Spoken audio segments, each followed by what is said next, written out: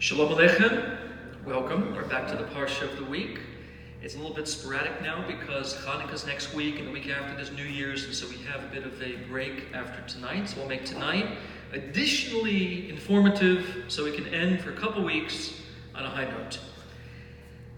Parsha Vayeishev deals with now the tribulations of Yosef HaTzadik. We're now being introduced to the narrative of Joseph. And we all know the story. We know about his dreams, his inspirations, and the fact the brothers did not care to hear his insights. We know how the story continues about him being sold to various people all the way down to Potiphar in the land of Egypt, and eventually rising to greatness in next week's Parsha during Hanukkah in Miketz, when he comes out of prison 11 years later, 12 years later, he comes out and he's promoted to second to Pharaoh. So naturally in parshiot like these, there's so many little nuanced details that one can spend years on a verse, let alone an entire concept. But I think one of the most enduring questions that people have always asked, because at face value, it makes zero sense. It makes no sense. We read it, but it makes no sense. Here's the part that makes no sense. The question of the Gemara in the tractate of Pesachim says the following. This is the famous discussion about who Jacob is. It says, to paraphrase, not like Abraham, from whom Yishmael came forth. Meaning not that way only. Not like Yitzchak, the other side of the spectrum, from whom Esav comes forth. Rather, the middle, Yaakov, Jacob, Beit Yaakov. That's the one. Why? Because Mita Shalema, perfect bed, perfect in righteousness, the perfect blend and inter-inclusion between his father and grandfather. He represents the best of it all. And how do we know that? 12 righteous sons, the 12 tribes. Okay. So we have Yaakov Avinu, Jacob, spiritual perfection. We have 12 sons who are called the 12 perfected children, a perfect bed, it's called. So now comes the $150 million question. If Jacob produced perfect offspring, each of whom represents a certain spiritual quality or hue or color, and Jacob is, to use the metaphor given by the rabbis, the geza, the trunk, and all of the shvatim, the tribes, are the branches coming off that trunk. If that's the case, how could he favor one over the others? We read that he loved Yosef. Therefore, what did he do? Asa lo ketonen pasim. He made for him a coat of many colors. The Talmud in Masechet Shabbat says in Daf Yud, because of that little bit of money, that little bit more he spent on the coat for Joseph and not the brothers, all of the tribulations transpired with Joseph because of the favoritism he showed. Okay, Al Pi Pshat, that makes sense. It's a lesson of what not to do as a parent. Do not favor one over the other. But wait a second. But we just said there are 12 perfect sons. So how could Jacob, the perfect one, not know this? I mean, he knows the mysteries of the universe. He doesn't understand that when it comes to raising kids, don't favor one over the other. And number two, even if he did favor one over the other, how could the brothers plot to kill him, sell him? It doesn't make any sense. It's illogical because if you start with the premise saying, no, it's a story of imperfect people doing imperfect things, making mistakes, and we're learning from it. I can buy that. But we know every generation produces tzaddikim. We've seen the Rebbe and Baba Sali and people of that nature, and we know what they're like. They're above that. They're not petty. Jealousy isn't part of their constitution. So how could 12 tzaddikim, 12 righteous sons, end up in a moment of one saying, I have dreams about me being the leader? They are so offended by this that they engineer an actual plot to murder him, sell him, get rid of him? None of it makes sense. Neither the favoritism of Yaakov or the reaction of the brothers. Or does it? So of course the answer always is, to use the famous statement that the Toldot, Yaakov Yosef Polonius says, the first writer of Hasidus in a lecture form. He says, it must be relevant for us today what the teaching is, and there must be something more panimi, more internal, that the revealed part of the Torah does not give us at first glance. So tonight, we're going to explore who Joseph is, that Jacob the father feels spiritually so connected to him that irrespective of the unique spiritual dimension of each one of his sons, it's Joseph who will be the chosen one. He represents best the mission of Jacob. Not, God forbid, to exclude the rest, but rather there's something about him that will be incredibly essential for the continuity and survival of the Jewish people, and then fulfilling the ultimate mission to make a kingdom of priests, a holy nation, and ultimately a holy world. There's something about Yosef that the others do not possess. We must try to understand what that is. Furthermore, to understand what does it mean to show that connection, he makes ketonit pasim. Ketonit is jacket, pasim, many colors. A garment, a jacket of many colors. Why is that the expression of the mission of Joseph, a continuity of Jacob that the other brothers do not possess? What are we talking about? Let's begin. This is a very lengthy idea that, we can spend many, many classes on. We'll try to just define the basic ideas, wrap them together, and give it a context. Let's talk about the mission in general of Jacob. Why did the Gemara say, not like Abraham, not like Isaac, but like Jacob? What's unique about Jacob? Well, there's many qualities. Let's keep it simple. Let's start first with the name Yaakov. So how do we say Jacob in Hebrew? It's a combination of hand, yud, yad, and the word akev, the heel. Why? Al pi pshat, says the Chatam Sofer, because we know in the moment of his wonderful birth, in this miraculous birth of holding the heel of his brother, so as Esav is pushing ahead, passing out of the womb, he's seizing the heel of Esav and claiming his part. So they looked and said, Yaakov, the yud, the hand, the yad, is holding on to the heel. Okay? That's the basic meaning of his name. However, as Kabbalah teaches very deeply, and it's a great many, many ideas, the basic meaning of Jacob is a combination of two different parts. It's an opposite orientation. The yud, even though it does mean hand, yad means a hand, even by shape, if you make a grof, a fist, it has the resemblance to a yud, like a little mark. But there's another meaning to it. The actual meaning of the yud, in terms of looking at the body, alludes to wisdom in Kabbalah. Why? Because what is a yud? If you look at the yud and you sort of abstract that to more of an image, it's a drop, a tipa.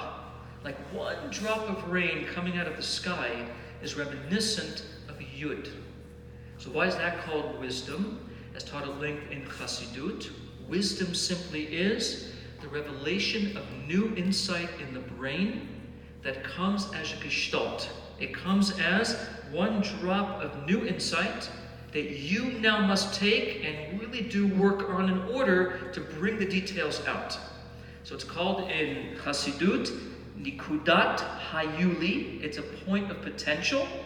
Sometimes called in Chassidus, Machshava Pshuta Bli Hipashtut. It's a simple thought without any dimension. So, to give an example, if I look at something once, I take in the general image of what I'm looking at, I look at it, but I don't study any of its details. So I look, I internalize quickly the general klal, the general idea of what I'm looking at, but I don't spend time examining anything else. So if you ask me, what did you see? I can give you generalities. I saw a chandelier, I saw a coffee machine, chairs, and a wall. Okay, but what was the shape of the chandelier? What was the dimension of it? I wouldn't know. To get to that point, you have to look at it, you have to sit on it for a while and examine the details. That's called bina. That's a different mode of consciousness, not chachma, not wisdom. So the Yud of Jacob's name, because graphically it represents a single drop, is as if a drop of new insight coming from the superconscious into the mind, where you have the moment of, I got it. Hence it says in the Zohar, in the Tikkunim, that Chachma, wisdom, mocha, machshava milgav. It's the thought within, it's still within itself, it's not developed yet, and it's simply a new insight. Okay, so that is the highest point of our experiences. Why? Because we know the first moment you're conscious of anything is when you have a first moment of this before you examine it and pull it apart, look at all the details, and feel it and emote it and experience it. The first moment you have of a conscious you is that moment where something new happens, something innovative, unique, eureka, we call it.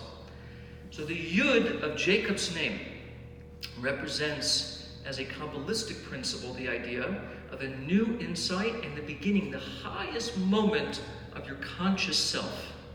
The rest of his name, Heel, Akev, is, even graphically, the lowest part of the human body. So by looking at his name, it's very clear you're putting together two complete opposites. The highest part of his mental mechanics, his intellectual mechanics, and the very, very lowest part of the human body, that if you're ambulating, walking on the ground without a shoe, you'd be putting your heel down on earth before any other part of your foot touches, right? Unless you're a ninja going toe to foot, toe to heel, we walk heel to toe. So what does Jacob represent as a persona? The unification of opposites. The highest levels of conscious experience and the lowest levels of physicality touching the earth itself. Now, that's one way to understand his name. However, the Mittler Rebbe says we see it though even in his practice. Who is Jacob? If you look at Jacob's conduct, we learn everything about what his spiritual service is by one word that appears in Parsha Vayeishev when he leaves Be'er Sheva. He goes toward Haran, to Lavan, and he has the very famous dream experience. The ladder with the Malachim going up and down in divine vision.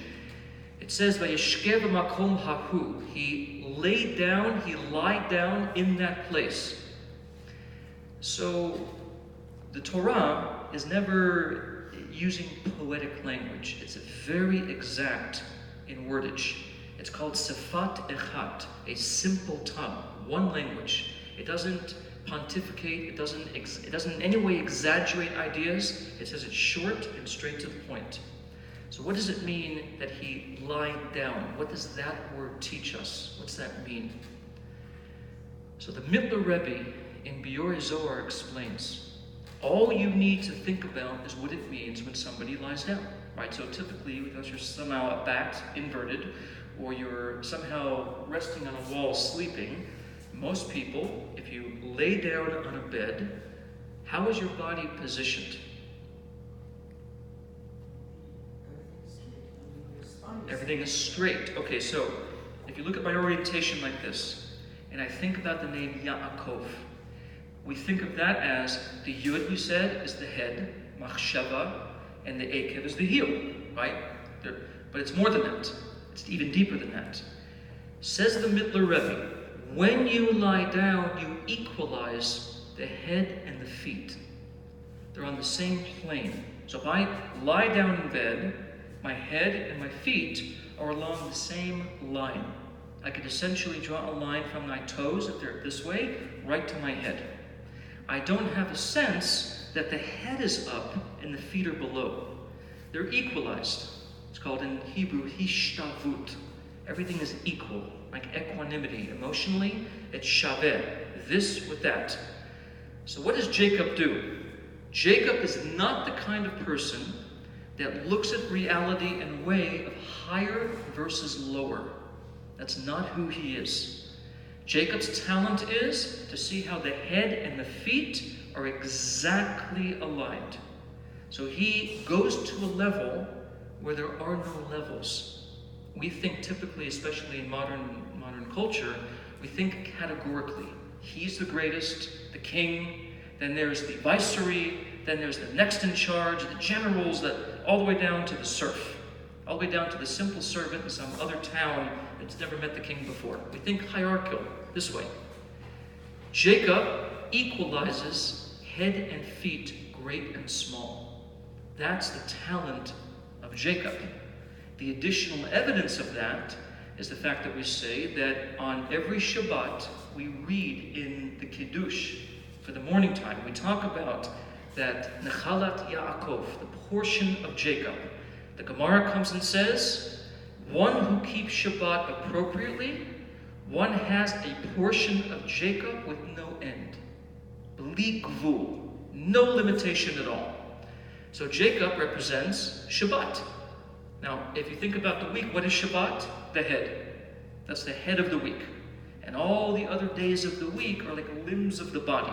The first day is the right arm, the left arm, torso, feet. So Jacob's name, Yaakov, has a very unique numerical expression. His name actually equals 182. It's 7 times Hashem. To teach you that who is Jacob? He views the Shabbat and the 6-day week as all being Hashem, an unbroken continuity. For many people, they think about Shabbat as being the spiritual day of the week and the 6-day week as being the working and the labor, the grind. But not to Jacob. Be it working in the week or be it resting on Shabbat, to him, it's all Hashem. Not 1 times Hashem, 7 times Hashem. In the 6-day week and the Shabbat is all Hashem, without any distinction at all. All right, so again, just to summarize the idea. The avoda of Jacob is the equalization of head and feet. He can put them on the exact same plane. He merges the highest levels of consciousness and the lowest levels of physicality as one. The evidence is he can bring the Shabbat into the entire week, 7 times Hashem. Not just having Shabbat in an external week experience, it's all one for him. Okay, so more practically, what does that mean as a laborer? How does he function as a person? So in Kabbalah we learn very deeply in the Hasidic writings, Jacob is called the middle line of the world of Atzilut. He represents in specifically holy places the ability to put these two things together. And the evidence is simple. Where did he have the dream? Where was he when this divinely inspired dream transpired? They say he was in Harabait. Now, what's the Harabait? It's not Zion. Okay, so if you go to Israel and you go to Yerushalayim and you have the Kotel, the Har HaBayit is where many people won't even go nowadays until the red heifer comes back and we're pure. It's exactly where the Holy Temple is. More to the point, according to the Midrash, the exact place he laid his body down, where he equalized head and feet, is where the future altar of the temple was going to be built. The Mizbeach in the courtyard of the temple. It's also where, according to tradition, where Noach built his altar after coming out of the ark. It's also where we're taught that Adam built the altar after the sin. And where his own body was made when it says, V'yapach v'yapo nishma chaim, he breathed a living soul into him, and he became a nefesh chaya, a speaking spirit, says the Targum. It all took place at that point. So we can say, very logically, this is a very, very holy spot. This is not common. It's not every day. We're not talking about the typical thing we do. This is a location where even today, it's a point of great contention for people. This is the place when we speak about the idea of all the holiness of the temple and the idea, especially back in those days of having the altar, if you, God forbid, sinned, you had a problem, you could acquire happiness by bringing the offering, coming to the altar, atoning. This is a very holy place. This is kadosh. So the fact that Jacob lies down to equalize the head and the feet, not outside of Israel, but in the exact location where so many important holy things happen, means he is able to make head and feet equal, but only in holy environments, not on the outside. So as an example of that, you walk into a shul. Let's say you're somebody who's running a shul and you have to deal with the politics of a shul.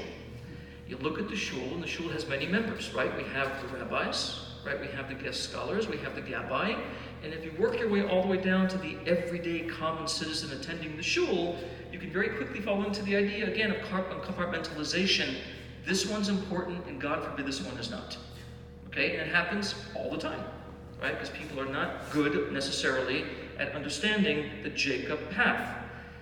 What a Jacob personality does is he walks into a shul, he walks into a given environment, and he's able to see how the rabbi, the gabbai, the philanthropist, the common everyday person attending minyan, morning, noon, and night, where the cleaners, where everybody in the shul is involved with the shul, he can see where the whole thing is connected to one objective, which is to create an environment hospitable for people, but also where the divine presence can rest.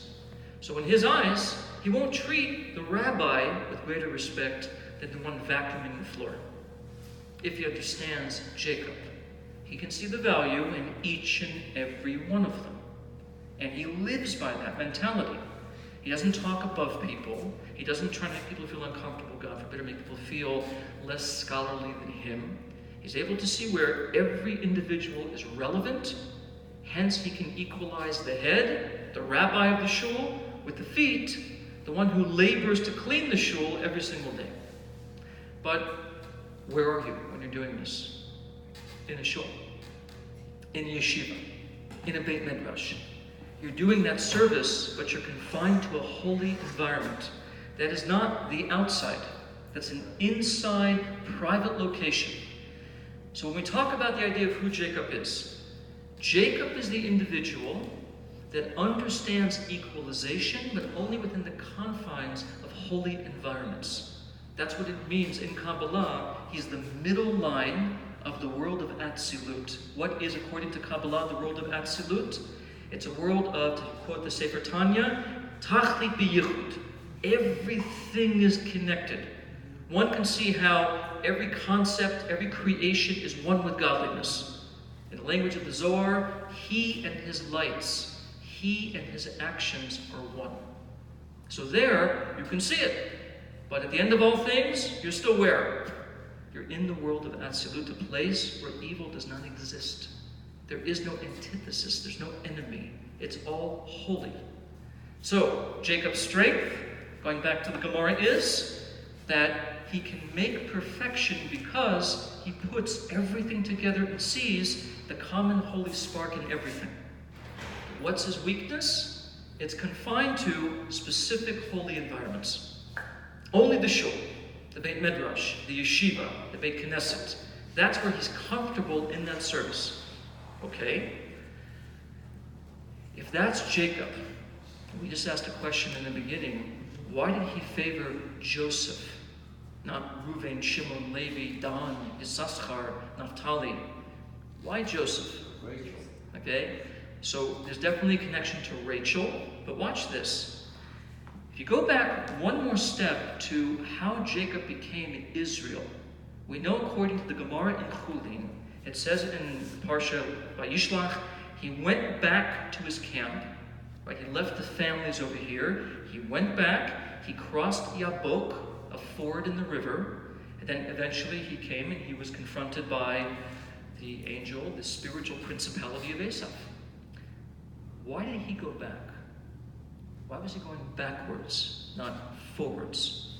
So the Gemara comes and says, he went back to retrieve Pachim Kitanim, little vessels of oil that he left behind, left in the camp, that he had forgotten. So what did he do?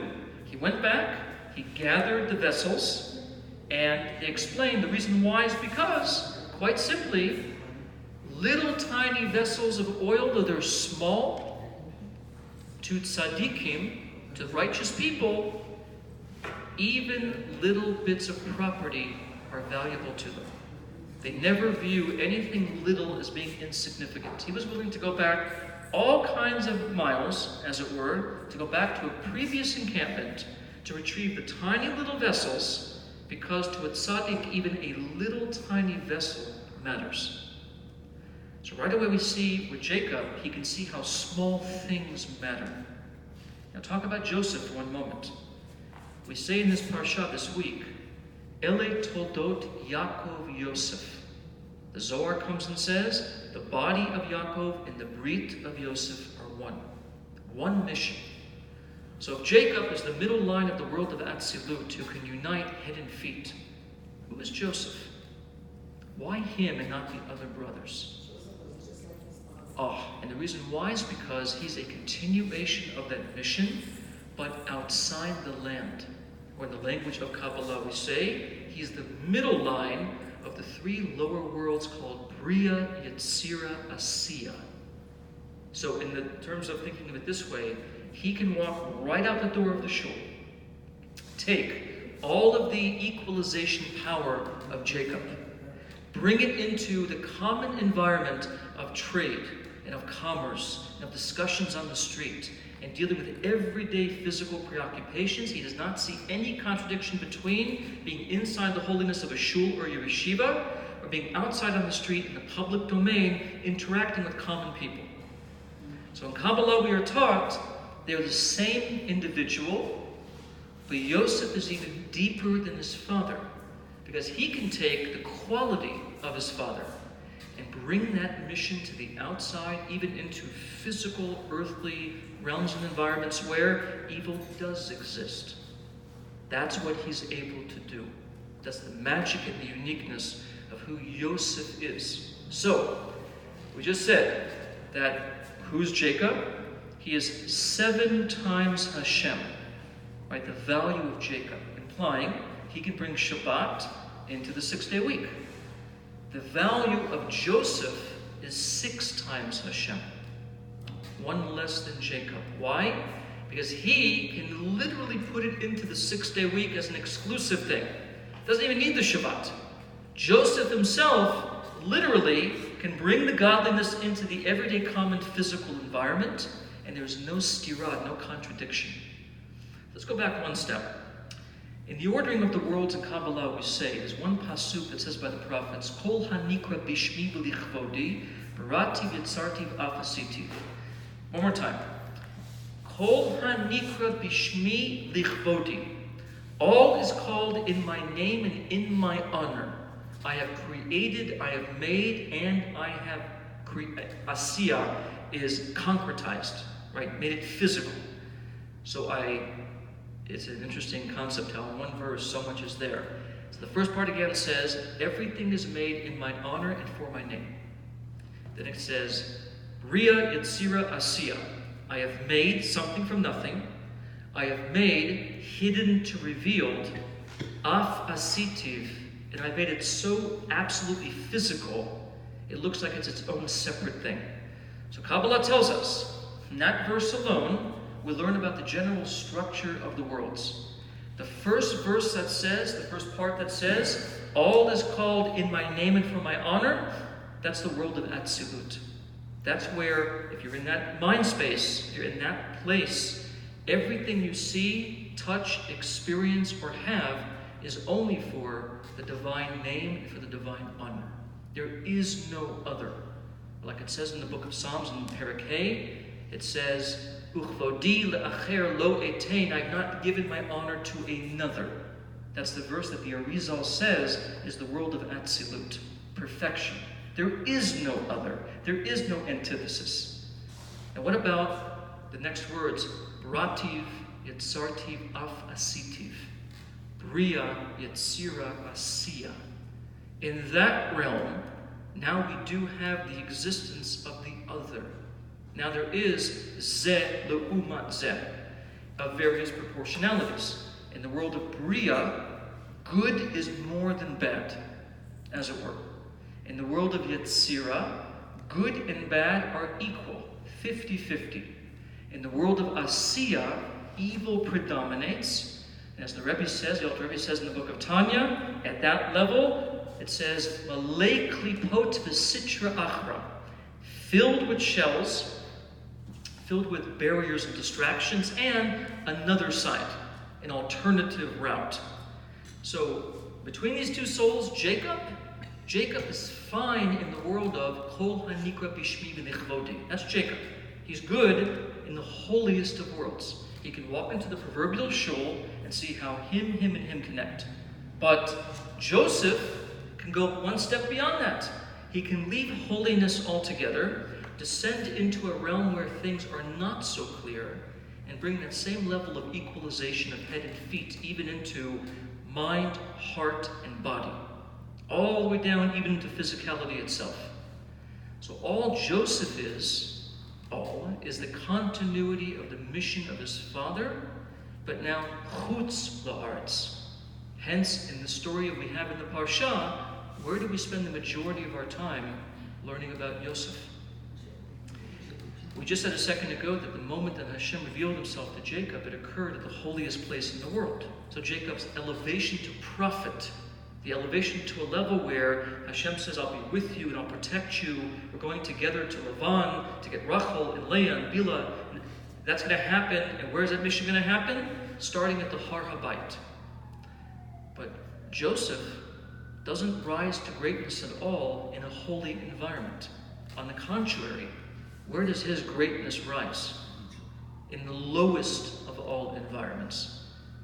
Mitzrayim is referred to in the Torah as the nakedness of the earth, naked of mitzvot, naked of good, naked of holiness. So, in looking at these two souls, one can see al pi pshat. They're very different in when they become great. One is at the holiest point of the entire world, the Har Habayit.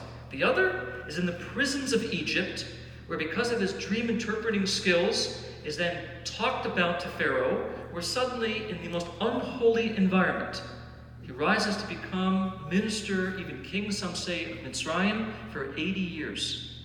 He is second only to Paro. So one can see that a Joseph soul flourishes not in Israel. Doesn't have to be there. Doesn't have to be at the Har Habayit. The Joseph soul flourishes in Egypt, in the extreme opposite of the most physical, limited, constricted environment. Remember, what does Egypt mean? What does Meitzar mean? Mitzarim is confinement, constriction. So in a place of constriction, a soul of Joseph can flourish, but not a Jacob. Jacob is not comfortable in those environments. So that tells you now all you have to understand about why when Yaakov looks at Yosef, he is the one that becomes a natural continuity. Because who is Yosef? He's the natural extension of the middle line of the world of Atzilut, but descending into Bria, Yetzira, and Asiya. And so much so, that just to take one more statement by the Frierdiker Rebbe in his famous Maimer of Yud Shvat, when he talks about, this is the most famous Maimer of his before he passed away, what's the mission of mankind? To build the Mishkan, right? To build the temple. The temple is made of physical constituents. Go forward now at this point to Parsha Truma. When it says, you'll build for me a temple, I'll dwell in them. What materials are given right away? What 15 materials are given? Gold, silver, copper, ram skins, tachash. We're talking about physical materials. When you look at the Mishkan, what's the other name for the Mishkan? There's another name for it. Ohel Moed, right? The tent of meeting, the tent of almost celebration. The Ohel Moed. So we have Mishkan, we have Mikdash, like the Gemara says in Eruvin, and it's called the Ohel Moed. In the Midbar was the Ohel Moed. That's right. And like it says, was in Shiloh. right, and like it talks about even further, it says that sometimes Mishkan is called Mikdash and Mikdash is called Mishkan. Well, the Midbar, like you just said, right, is the lowest environment of the earth. As we're taught by the Arizal, there's the house, the field, and the Midbar, the desert. So the desert, forget even Egypt, the general idea of a desert is life does not grow. One can die very quickly from dehydration. It's not a flourishing oasis. You have to work and cultivate a desert. So the Midbar represents spiritually a very low place. So where's the Ohel Moed? At the lowest place. Ohel Moed, as taught at length in many places, is Gematria Yosef. The same value. Because that's who Yosef is. You can bring it even into the actual desert. And there's many Mamarim about this from the Rebbe, about how the mission of the Jew is to transform the desert, ultimately. So now, let's just review for one moment. If we talk about, again, go back to the original question, why would a tzaddik like Jacob favor a son? Well, clearly he didn't favor him simply because he favored him. He favored him because the natural continuity of the mission of Joseph is to bring everything he learns from the bittul of Atzilut of his father Jacob, even into Bria, Yetzira, Asiya, how we think, how we emote, and how we speak and behave. He's able to do that better than the brothers can. But there's a reason for that. Why can't Reuven do it? Or Shimon or Levi? Are they not all tzaddikim? As we know even very famously, the word shevet, tribe, is gematria 12 times Hashem. 12 tribes, right? All godly. All part of Hashem. Ki chelek Hashem amo. Like it says by Bilam in Bamidbar. They're all part of Hashem. We know from the Siddur, if you go to what it says in the Zohar, about when you would ascend the Temple Mount, you would come to the courtyard. There were 12 separate gates for each one of the tribes to walk in, and if Reuven entered the gate of Shimon, it would shut on him. Because Shimon has his spiritual quality, his own connection to Hashem, and Reuven has his. So if they're all equal in that sense, albeit different shades of the same godliness, then why didn't the tribes merit what he had? And the answer comes in one of the deepest commentaries of one of the students of the Alter Rebbe, the Chana Ariel. And it's a very long thing, but we'll keep it nice and short and to the point, for the sake of brevity and the sake of clarity. The tribes in Joseph had a fundamental disagreement, which is why, though they're all tzaddikim, why the brothers wanted to push him aside and get rid of him. Big difference in the way you serve God. So different, in fact, that Joseph's behavior to them was a paradigm shift. It didn't work well for them. It didn't make sense to them. What is the nature of the brothers? Go into the Parsha, when it speaks about Joseph going over to his brothers before the plot to get rid of him is officially set into motion. It says, they went out to shepherd et son avihem shebechem. They went to Shechem, and they were shepherding the flock of their father. That's what it says. But here's one of the unique traditions of the Masorah that happens here. We have the word et, the particle, which, again, is unique to the Hebrew language completely. Et only appears before a definite article. So they went to take the sheep that's sown and shepherd it where? In Shechem. That's the reading. But placed over the word et, the particle et, are two dots that Rashi and all the commentaries talk about. Two dots. Now in the Torah, whenever dots appear over a word or a sentence or a phrase, it means read it as if that phrase isn't there. So it's as if it says, they went to shepherd the sheep, but the word et is lifted out of the text. That's what the implications are. So what does that mean? So the pshat means they didn't go to shepherd the sheep, as the father recommended. They went because they were shepherding themselves. They were taking an idea like, how do we get rid of our brother? If they were busy with the sheep, they wouldn't be there talking and plotting about how to get rid of their brother Joseph. They would just be there and taking care of the sheep and reflecting on the job of husbandry. But they weren't doing that. They went out to Shechem in order to launch the actual campaign and the ploy against their brother. So by lifting the word et out, Rashi and the Gerari explains that it's coming to tell you what their intention really was, to do other things, not to focus on the mission that the Father had given them. But according to Kabbalah, it means much more than that. The fundamental disagreement between Jacob's way, Joseph's way, and the brothers' way lies in how you build God out of a physical world. In a nutshell, the tribes themselves believed in what's called lamata lamala, below to above. Yosef, an extension of his father Jacob, is a different mission. Lamala lamata, above to below. Completely different way, something 100%, 180 from what the world has been used to for millenniums. That's not been the way of people pursuing a godly existence. For most people, you cannot have above to below. Below implies below in the physical, everyday world. By most people's opinions in those days, the great spiritualists of those times, that's not possible. Yosef comes and says, I disagree. I'm going to change the system. I'm going to change how we do it.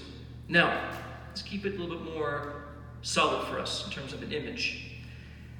The brothers went out to go into the field with the sown, the sheep. What does the word sown tell us? The word we have for flock, for the sheep. The Baal Shem Tov famously teaches the letters of the word sheep are an acronym for the following. Tzadi Aleph Nun is Tzirufei Otiot Nikudot, to make combinations or permutations of letters and vowels. That's the word sown. Tzirufei Otiot Nikudot. Meaning what? They would take existing letters, which we'll talk about in a moment, and they would transpose them, transmute them into a different order. They would change the order of something called letters into new permutations and combinations. That was the service of the tribes. What's that mean practically? If you go back to the beginning of the Torah, we see an unusual phenomenon that appears that Rashi has to comment on. The first verse says, in the beginning God made the heavens and the earth. Bereshit bara Elokim et hashamayim v'et haaretz. The Torah concludes by saying, after the creation, Ele Toldot, these are the generations of heaven and earth when they were made, by Yom Asot, Hashem Elokim, Eretz v'Shamayim. So here's what happens. The first verse says, in the beginning, Elokim, that name of God, made the heavens and the earth. The end of the Torah says, the end of creation says, on the day Hashem Elokim made the earth and the heavens, Eretz v'Shamayim. It flips the words. So the Talmud, noticing it, says, which one is it? Did heaven come before earth, or did earth come before heaven? There's many, many answers to this. But the Zerah Kodesh comes and says, it tells you the mission of man. God creates from spiritual to physical. In the beginning, God made heaven to earth. Spiritual dimensions above, like the world of Atzilut, and higher, called Ein Sof, and contracts it all the way down to what's called earth. Man must come and reverse the process. Go Eretz v'Shamayim. Lift the earth back into the heavens. That's man's mission. So the first verse talks about the idea of God's trajectory. God's trajectory is from Ein Sof, Bli Gvul, nothingness at all, through all different kinds of stages of creation that the Arizal talks about, all the way down to a finite physical world that we see. Man's mission is reverse it. Flip it over. Reverse the whole process from earth back to the heavens. Now, if you think about that for one moment, that means practically people who used to live by that philosophy had an idea. If the mission's to go earth to heavens, it must mean I can't live so much on the earth plane. Hence, all of the early tzaddikim, Chanoch, Metushelach, even Noach, these were people that pulled themselves out of general society, did not interact with people. They wandered into the fields, into the mountains, into the forests to have devikut, to bond to God away from physicality. That's the natural psychological impact of saying that the earth and the heavens aren't together. I have to lift the earth back to the heavens. I have to transcend physical. To do that, you have to leave it behind. So many generations did not physically integrate at all. And if you look at the behaviors even of the early tzaddikim recorded in Torah, take for example Chanoch.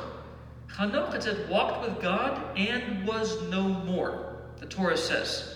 He lifted off the planet, so to speak, and there was nothing left of a physical part of him. Completely spiritual.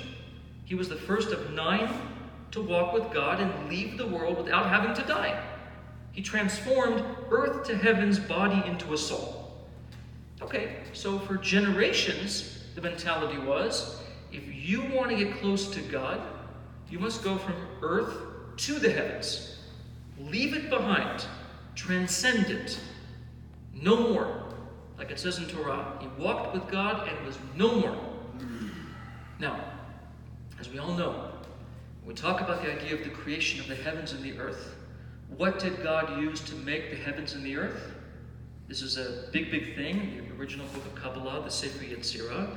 The second portion of Tanya, right? Shar Yichud V'Yamuna is all about this. God used words, combinations of letters and words to bring about creation, which goes on to a much deeper topic about why words as opposed to thought. So what did God do? He took 22 letters of the Hebrew alphabet and through various combinations, permutations, transpositions, made the universe. That's what the whole Shar Yichud V'Yamuna is about. How letters and words together create everything, which makes sense. Okay, so the Zohar comes and says, the hint to that is the very first verse of the Torah. In the beginning, God made the heavens and the earth. Bereshit bara Elokim et hashamayim ve'et ha'aretz. But the Zohar reads the word et as meaning aleph to tav. In the beginning, God first made the 22 letters of the alphabet, aleph to tav, through which, through permutations to what's called the 100, there's all kinds of ways to change it, the 231 gates of permutation of letters. Through those letters, he made heavens and earth, spiritual and physical. It's all in the letters. And as a simple idea, if I talk to you and I have words flowing out of my mouth, the words I say to you are communicating my thoughts, my feelings, my desires, my insights. If I suddenly stop speaking, if I eliminate words, there's no longer a connection between you and me. It's lifted back into me, and now everything I'm trying to say to you and how I think and how I feel is gone. It retreats back into me, and there's no connection. So if I eliminate the letters, I eliminate the connection. Now we go back and examine what the brothers did. It said they were in Shechem, and they were shepherding et son, the sheep. But again, what are we saying? There's 2 dots over the word et, which means lift them out. And read it as they shepherded son, with no letters. So Kabbalah teaches that's exactly the message. What were the brothers doing that was so different from Jacob and Joseph? They were out there where? Not in cities, not near a big town. They were in Shechem, out in the field, away from people, away from civilization. And what were they practicing with their sheep? Again, go back to the Baal Shem Tov. They were making combinations of letters and vowels, tzirufei otiot nikudot, and their objective was to take the word et, aleph to tav, and pluck it out. Like the Torah says, if there's 2 dots over it, remove it. In short, their entire service is about taking away the connection between physical and spiritual and making it only spiritual, lifting everything back to spirit where body and matter and physicality do not exist, because that was the way of the early generations. Again, Vayom asot Hashem Elokim eretz v'shamayim. There was no idea of the physical itself becoming a godly thing. That was not the way of the world. So the tribes, the brothers of Joseph, their focus was, we go out into a field away from people, we engage all day in combinations and permutations of letters and vowels in our minds, in our spiritual practice, to sever the connection between soul and body. Meaning, we do not view the body as being a complement to the soul. The body is its enemy. Hence, the early tzaddikim, even at the time of the Arizal, used to practice a lot of practices that today are forbidden according to the Baal Shem Tov. They would practice tremendous fasting. They would practice tremendous self-flagellation. Certain tzaddikim would bury themselves into a hill and let ants bite the body. They would practice traditions that today make no sense because we view the body as being a precious part of this. But not then. It's a different paradigm. The body, the physical, was the enemy. And who's Joseph? He's the opposite. Above to below. He says, no. Everything in the physical you need. It's all relevant. To build God's Ohel Moed, Gematria Yosef, you need the physical. You can't eliminate the letters. You can't negate them. You have to build from physicality a world of God and bring God in. Completely different mission. So now we can understand two parts of the original question. Why does Jacob favor Joseph? Because Joseph is the continuity of Jacob into the physical world, even down into Egypt, to show that there's nothing else but God. Alei kol ha'aretz kevodo. That's what Joseph is, even down into physicality itself. Why did the brothers dislike him? Not because of an ego trip. This wasn't petty jealousy because of a coat. They're all tzaddikim. Because they viewed his way of service as being a complete and utter contradiction to everything taught for millenniums. You're saying, embrace physicality? We were told to transcend physicality. What are you talking about? You're going to kill people by telling them to get involved in the physical world when we know you have to transcend it. It was a complete philosophical disagreement, and they viewed his absence as being critical to accomplishing their spiritual mission. We know what happens to Joseph. He ends up going down, becoming the greatest of all time. So now we can answer the last question. Why did the father express his love for the son through a coat of many colors? So it's very, very simple. The many colors represent the idea. This goes back into what we say in Kabbalah. Jacob's quality is called in Hebrew Tiferet. We talk about, for example, during Sukkot, the 7 days of Sukkot, we have 7 guests coming in. The first night of kindness is Avraham Avinu. The second night of Gevurah, Yitzchak Avinu. The third of Tiferet, Yaakov Avinu. So what does Tiferet mean? Beauty. What is beauty, says Chassidut, when many colors are blended together and they complement each other. So again, for Jacob, that's possible in the world of Atzilut. But what does Joseph do? He takes it down into the physical world. Now, one more point, then we can end it. If you think about the worlds as not being up and down, but being inner to outer. If you think about, again, that the world of Atzilut is divine perfection, that's the most inner part of you. Bria, the next, is like one layer on the outside. Yetzira, Asiya, is more layers. To say it differently, the soul of you in its perfection. But when the Arizal says, you do not come into the world for the purpose of fixing your divine soul, he's talking about the part of you that's part of the world of Atzilut. That part of you is so deep inside, it's safe. But the 3 lower worlds are referred to, even in the book of Tanya, as a garment. There's the garment called Bria, the garment called Yetzira, the garment called Asiya. So if I put a jacket on, the jacket isn't part of me. It's an external complement of me. It isn't attached to my body. It's something on the outside. I can discard it or put it on at will. So in Kabbalah we are taught a ketonent, a garment, represents the 3 lower worlds of physical consciousness called Bria, Yetzira, and Asiya. The world of Atzilut is the most pinimi, the most inside of a person. Divine perfection. Does not require fixing, does not require any changing or altering. It exists in perfection.